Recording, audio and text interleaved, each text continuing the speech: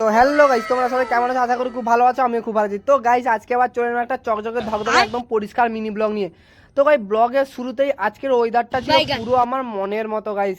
কারণ আজকে ওয়েদারটা একটু মেঘলা মেঘলা করছিল, মানে একটু বৃষ্টি হবে মনে হয় আর কি, যাই হোক।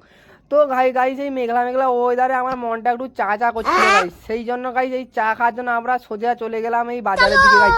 তো বাজারে যাচ্ছিলাম, তাই ভাবলাম আমার এই ছাগল বন্ধুরাকেও সাথে তুলে নিয়ে যাই।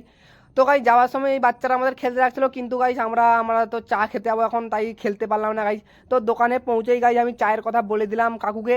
তো কাকু আমার হাতেই চাটা দিয়ে গেলো গাইস। আর কি আনন্দ এই চাটা হাতে পাওয়ার পর, একটু গরম মনে হচ্ছিল। তো গাইস চাটা ছিল প্রচন্ড গরম গাইস, তাই আমি খেতে পাচ্ছিলাম না। তারপর আমি একটু চাটা ঠান্ডা করে খেলাম, আর গাইস খেতে যে আমার কি ভালো লাগলো। আমার বরাবরই পাঁঠা দুধের চা খেতে খুব ভালো লাগে। আর আমার বন্ধুরা খেলো একটা চপ।